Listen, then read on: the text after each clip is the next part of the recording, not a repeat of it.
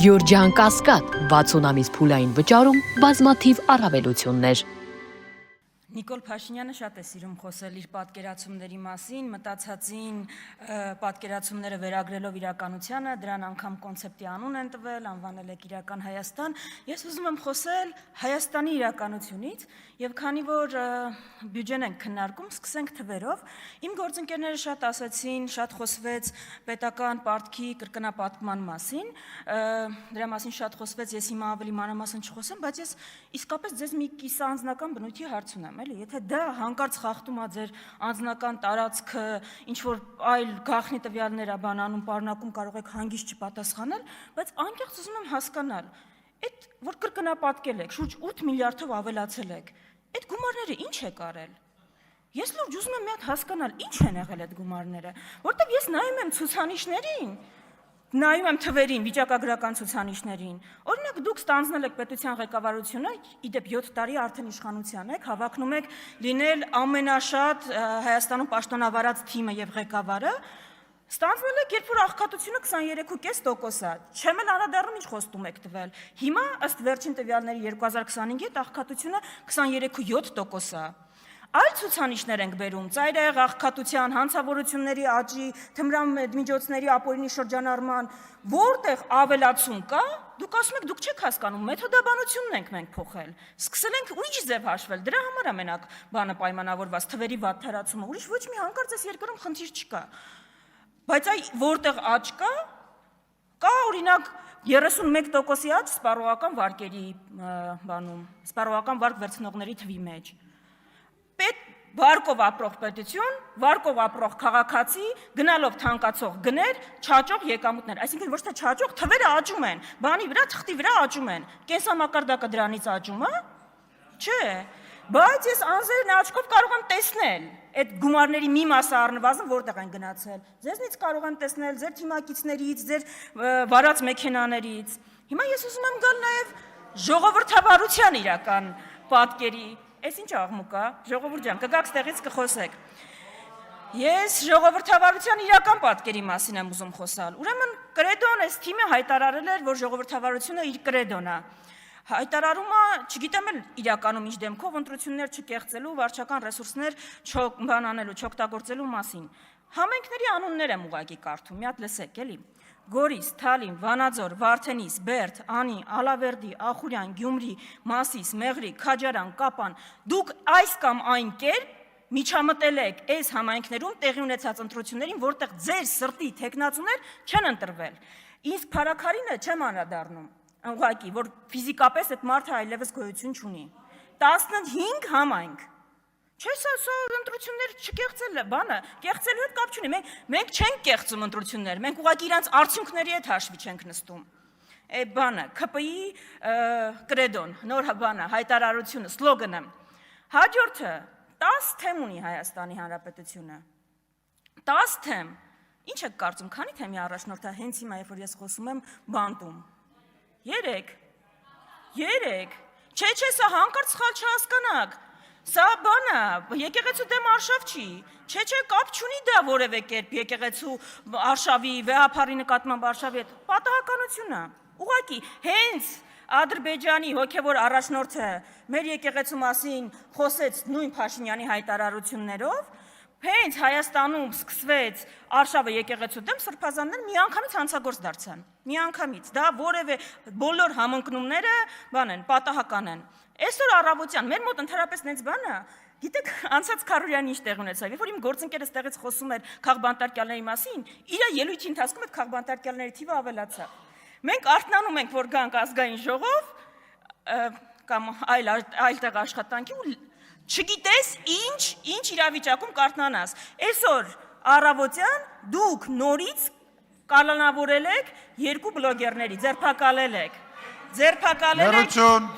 Ժողովուրդ ջան, հանգիստ, կգաք ստեղ կարտահայտվեք, հանգիստ։ Հիմա, դուք կալանավորել եք, մի քանի ամիս առաջ էլ, նույն հոտվածով, նույն մարդկանց կալանավորել եք։ Հետո գիտեք դատան ինչ որոշեց այդ հոտվածի հետ կապված։ Առաջին այցելը անմեղ ճանաչեց այդ մարդկանց։ Գիտեք, ես չեմ ողջունում վիրավորական խոսքը, հայույանք առավել եւս, չգիտեմ էլ անգամ ինչ են ասել, բայց ես խորը կասկածներ ունեմ, Նիկոլ Փաշինյան, որ ձեզնից ավելի վատ բառապաշար են օգտագործել։ Խորը կասկածներ ունեմ, անկեղծ եմ ասում։ Ու չգիտեմ ինչի։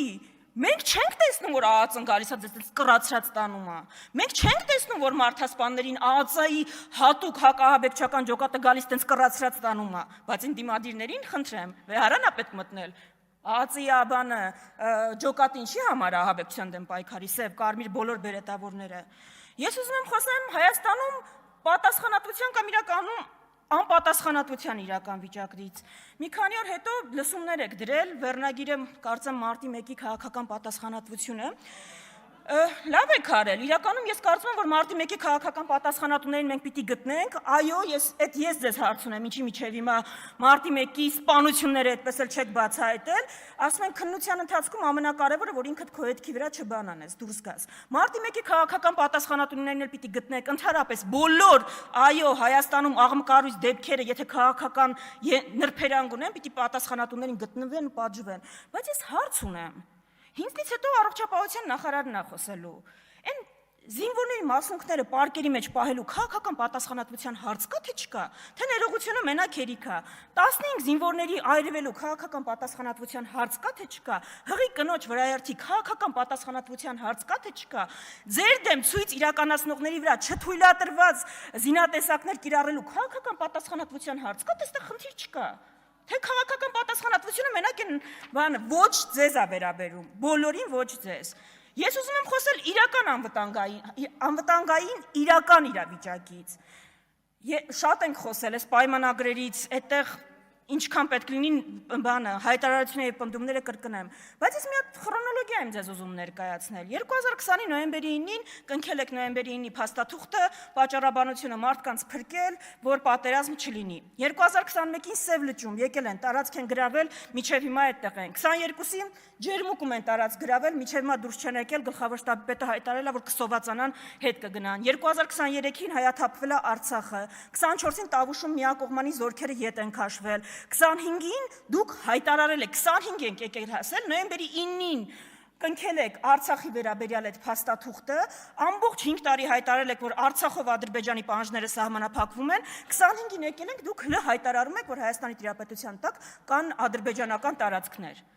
Մի հատ էլի հաջորդ կիսաանձնական բնույթի հարցը տամ, այդ ամբողջ փաթեթը կհրապարակեք, հասկանանք Ադրբեջանը մեզնից սենց ամբողջապես ինչ է ուզում, թե դուք էլ չգիտեք։ Ամեն անգամ, երբ որ մի պահանջը բավարարում եք, գալիս է 2-3-ը ավելանում է, եւ այդպես է, բայց դուք չեք դա ասում։ Ամեն զիջում ներկայացնում որպես վերջինը, բայց դրան ավելանում է հաջորդ 2-ը, 3-ը եւ մնացածը։ Հիմա ես գիտեմ, որ մենք երբ այսպես խոսում ենք, ներկայացնում ենք խնդիրները, իրականությունը, մեր քաղաքացիների բացարձակ մեծամասնությունը համաձայնում է արդեն, որտեղ դուք այնտեղ եք հասցրել, որ եթե մի քանի տարի առաջ բռնապետ Նիկոլ Փաշինյանը տերմինը բառակապակցությունը ծիծաղելի էր, հիմա էլ ծիծաղելի չի այդ։ Բայց մեր քաղաքացիները ավելի շատ